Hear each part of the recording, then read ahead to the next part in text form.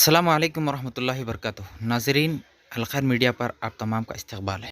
मकाम उटकूर पर अब्दुल मुनीर पर्दे की जानिब से मुफ्त हिजामा कैंप उर्दू हाल मोहल्ला सल्फ़ी नगर में मुनक़्क़िद किया गया।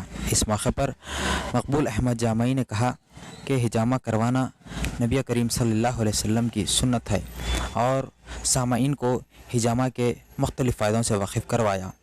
इस हिजामा कैंप की निगरानी हाफिज़ इमरान ने की। इस कैंप से कम व बेश 100 से ज़ायद मुस्लिम और गैर मुस्लिम अफराद ने इस्तेफ़ादा हासिल किया।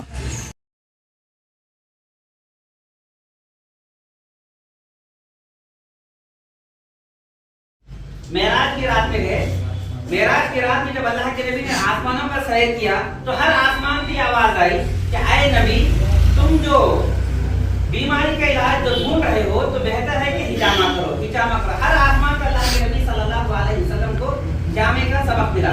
लेकिन ये हमारे हिंदुस्तान के अंदर हिजामे का रिवाज बहुत ही कम है। अब धीरे धीरे बढ़ते जा रहा है डॉक्टरों के सुफेद से, और डॉक्टर जो बना रहे हैं चीज को कि बता रहे कि भाई हिजामा करने से आदमी की सेहत बनती है। हकीकत में सेहत बनती है, क्योंकि प्यारे हबीब मोहम्मद सल्लल्लाहु अलैहि वसल्लम ने इसके फायदे बताए, बाकायदा करने चाहिए। और अल्लाह के नबी सल्लल्लाहु अलैहि वसल्लम ने इस चीज का कहा, अगर तुम हिजामा कर रहे हो तो 3 तारीखों को ज्यादा ख्याल रखो। 17 तारीख, 19 तारीख और 21 तारीख, ये चांद के 3 तारीखें बहुत ही बड़े अहम हैं। अल्लाह के नबी सल्लल्लाहु अलैहि वसल्लम ने इसकी अहमियत बताई। बहरहाल कि हिजामा जो हम आज जो सेंटर बनाया जा रहा है, सेंटर जो रखे, इससे फायदा हर कोई हासिल कीजिए।